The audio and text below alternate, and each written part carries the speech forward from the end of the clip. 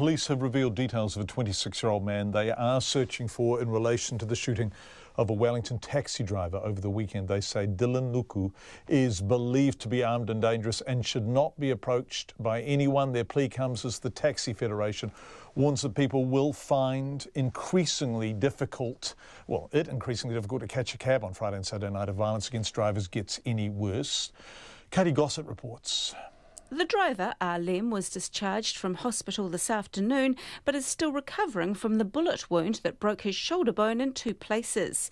He'd picked up a man and a woman in central Wellington and took them to the suburb of Miramar, where they got out of the car without paying.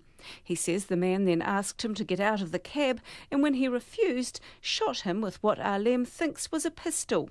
It's a story that's got John Hart of the Taxi Federation very worried. It's a serious concern for people in the taxi industry. There have been safety worries for many years driving at night, but they have got worse.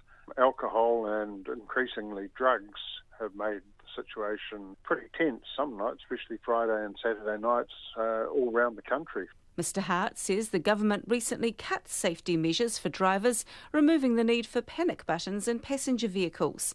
He says cameras are still mandatory for traditional cabs, but not for app-based services like Uber. And he says Saturday's shooting shows the importance of both security measures.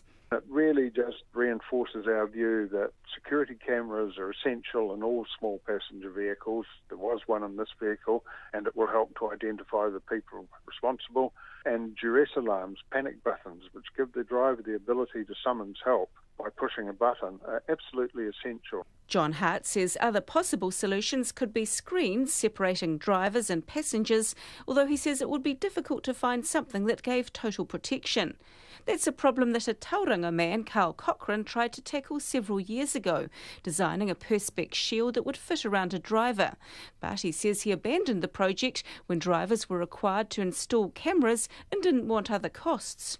I just think, the cameras aren't going to stop it, and here's another example why. There's been a few since they brought in the cameras and it still hasn't stopped them.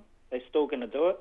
I think it's a good way to stop them altogether, but if the people don't want to pay the money, they're stuck with their cameras and there's still a risk of them getting hurt. John Hart says ultimately there's no easy solution, but violence remains a big problem for the taxi industry, and if it persists, people enjoying a night out on the weekend might find it hard to catch a cab home. It's very, very difficult to get taxi drivers out there on Friday and Saturday nights because of the dangers. Many of them just say, well, they're not prepared to face that and don't go out. Police say they are determined to find who is responsible for Saturday's attack and are making good progress. For Checkpoint, this is Katie Gossett.